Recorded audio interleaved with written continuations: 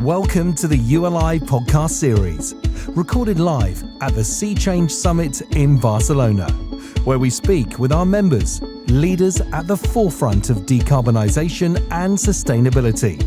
In each episode, we dive into innovative solutions, explore challenges, and share insights that are shaping the future of our cities, industries, and communities. Join us as Elsa Monteiro, Director of Sustainability at Sonae Sierra, dives into global decarbonisation strategies, focusing on climate change mitigation, energy efficiency, and on-site renewable energy. She examines the risks tied to return on investment and the willingness of property management teams to take on carbon pricing models. Elsa calls for greater industry investment and collaboration, hopeful that early adopters will set a path for others to follow and create a sustainable model for future growth. I'm here with Elsa Monteiro, who is Director of Sustainability at Sonae Sierra. Could you tell me a bit about how your organisation is approaching decarbonisation specifically? Because you've got assets spread quite far across the world. Yeah, of course. We are focusing on, in terms of mitigation, climate change mitigation, so to implement the decarbonisation roadmaps at all the investment properties we own or co-own, or the new development projects or refurbishments, and focus primarily on energy efficiency, then reducing embodied carbon for new developments or refurbishments, and on-site installation of renewable energy production. That we have SBTi, science-based target approved, where we know where we need to be zero carbon in 2040, and then we have different measures at different assets to implement that are incorporating in the annual capex for all the assets and in the investment plans for the new buildings or refurbishment. That's the part of mitigation. Right. The part of adaptation, we also assess all the main significant climate risks at all the various investment properties and projects, and we assess the vulnerability of each asset regarding those significant climate risks, and then we identify the mitigation measures to implement. And so those measures are also incorporated along with the decarbonisation measures, and we have a plan for the assets to implement in 5 years, and then repeat the process. So there's so many factors here, aren't there? I suppose, how do you bring the physical risks of climate change into your decision making specifically?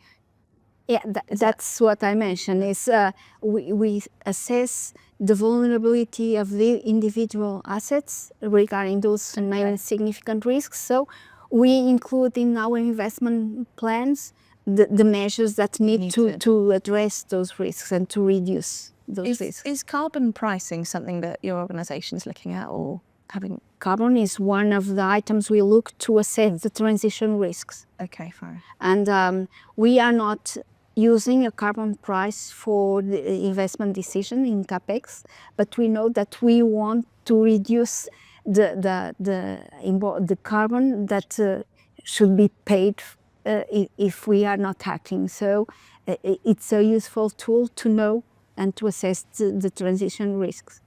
Do you think the industry as a whole is doing enough to approach decarbonisation? No. I feel very frustrating, Yeah. because the talk is almost the same along the recent years. And finally, even people know what needs to be done, the decision, the investment, this requires investment. Yeah. Additional investment at capex or in the investment for new buildings. So, and financials are the crucial. And if the partners or investors are not willing to or reduce the return on investment, it's hard to have this the business case relatively. Do you think there's a place for standardisation of, for example, carbon pricing, or regulations to try and push the point forward across the industry? Of course, if we have to incorporate in the investment analysis the price of the externalities like carbon, it will be translated into financial. It will be also a criteria to be assessed. Of course, that will be help.